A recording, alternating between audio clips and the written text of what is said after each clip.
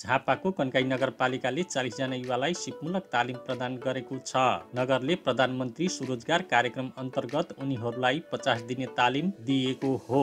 युवालाई सिप सिकाएर आत्मनिर्भर बनाउने उद्देश्यले प्रधानमन्त्री स्वरोजगार कार्यक्रम अन्तर्गत नगरका 40 जना युवालाई इलेक्ट्रिसियन र प्लम्बिङ प्रदान गरिएको नगरपालिकाका रोजगार शाखा प्रमुख सरोज मैनालीले जानकारी दिनुभयो। 50 दिने तालिममा 40 दिने सैद्धान्तिक र प्रयोगात्मक तालिम प्रदान गरिएको छ भने 10 दिने उद्यमशीलता विकास तालिम प्रदान गरिरहेको उहाँले बताउनु भयो। तालिममा सहभागीहरूलाई न्यूनतम दैनिक ज्याला दिएर तालिम दिइरहेको बताउँदै उहाँले प्रधानमन्त्री स्वरोजगार कार्यक्रम अन्तर्गत युवालाई सधैँ रोजगार बनाउने लक्ष्यका साथ नगरपालिकाले तालिम दिन थालेको जानकारी दिनुभयो। तालिममा सहभागीहरूलाई दैनिक 668 रुपैयाँ भत्ता समेत प्रदान गरिएको छ।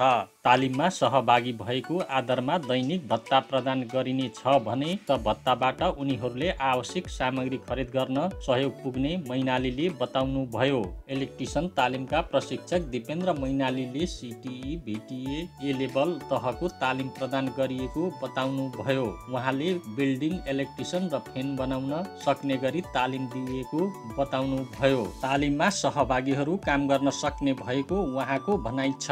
युवाहरूले स्वदेशमै रोजगार बन्न सक्ने बताउनु हुँदै विदेश जान चाहनेहरूलाई तालिमले सहयोग मिल्ने उहाँको भनाइ छ।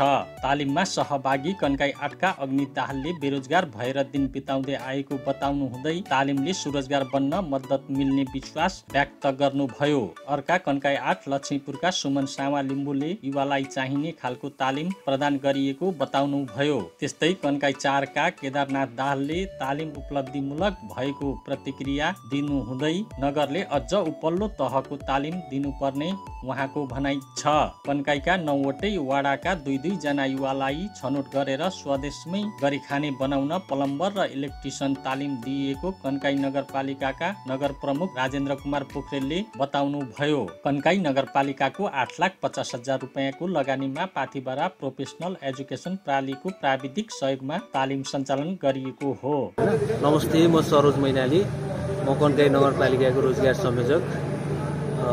हामीले प्रधानमन्त्री रोजगार कार्यक्रम अन्तर्गत सिपमूलक तालिम इलेक्ट्रिसियन र प्लम्बर 50 दिने ट्रेनिङ यहाँ अहिले सञ्चालन गरिरहेका छौँ र 40 जना सहभागी हुने यस ट्रेनिङमा चाहिँ निरन्तर रूपमा प्रशिक्षकले सिकाउने र प्रशिक्षार्थीहरूले सिक्ने काम भइरहेको छ र हामीले अनुगमन गर्दाखेरि नगरपालिकाले अनुगमन गर्दाखेरि पनि प्रतिक्रिया प्रशिक्षार्थीहरूको प्रतिक्रिया राम्रै पाएका छौँ।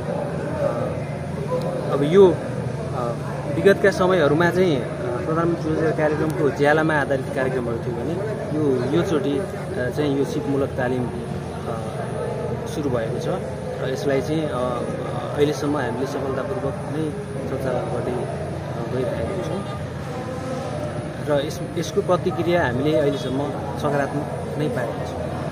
बजेटको कुरा गर्दाखेरि 8,50,000 मा सञ्चालन भइरहेको छ। इलेक्ट्रिसियन र प्लम्बिङ दुईटै ट्रेनिङ चाहिँ कुल बजेट 8,50,000 मा सञ्चालन भइरहेको छ।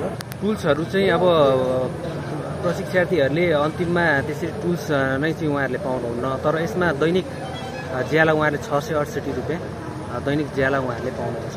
नमस्कार, मेरो नाम दिपेन्द्र कुमार विमली, मेरो बसोबास कन्काई नगरपालिका वार्ड नम्बर 6।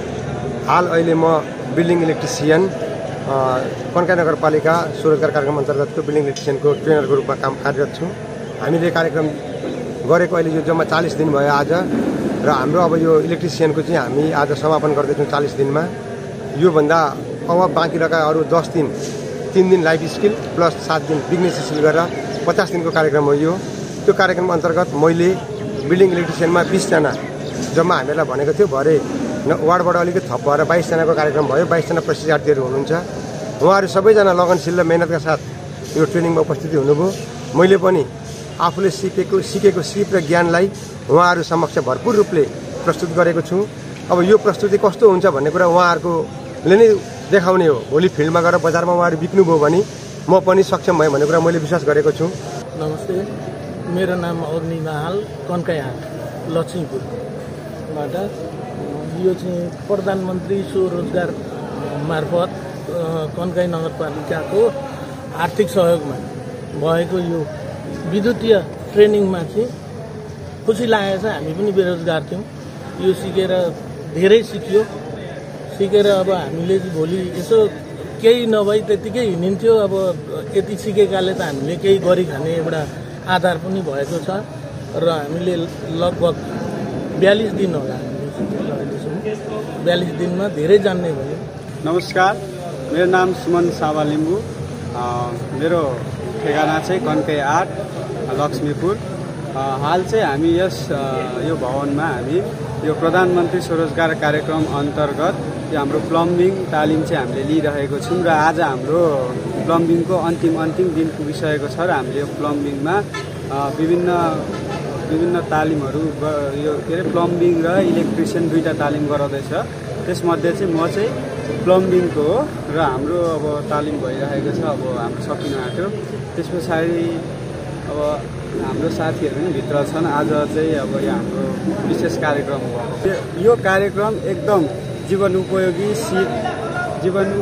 सिप हाम्रो अब युवाहरूलाई चाहिने खालकै त्यही तरिकाको अब युवाहरूलाई चाहिने खालकै सिप रहेछ र अब हामीले नि सिकिहाल्यौँ। हामी सँगसँगै साथीहरू छन्, हाम्रा साथीहरू 20 जना छन् र हामीलाई यो सिप सिक्दाखेरि चाहिँ एकदम खुसी लागेको छ र हामीले यो सिप सिक्दाखेरि धेरै कुरा सिकेको छौँ। अब हामीले सामान्य अब घरहरूमा गएर हामीले सरहरूसँग गएर धेरै अनुभव पनि बटुलिसकेको छौँ र अब हामीलाई लाग्छ हामी पनि अब यस्तो काम गरेर पछि जिन्दगीमा केही गरिन्छ भन्ने खालको लागेको छ। नमस्कार, मेरो केदारनाथ दाहाल, कन्काई वडा नम्बर 4। प्लम्बिङ सिक्न अब कतिपयहरू हामीलाई राम्रो लाग्यो। यो नयाँ आधुनिक खालको सामानहरू रहेछ। अहिले पहिले थिएन यस्तो र हामी सिक्दैछौँ। अब हामी पानी यो तातो चिसो कसरी हुन्छ भन्ने बनाउँछौँ, जोड्छौँ। अलिक सकिँदैन र पनि हामीलाई आधी उधी चाहिँ आयो।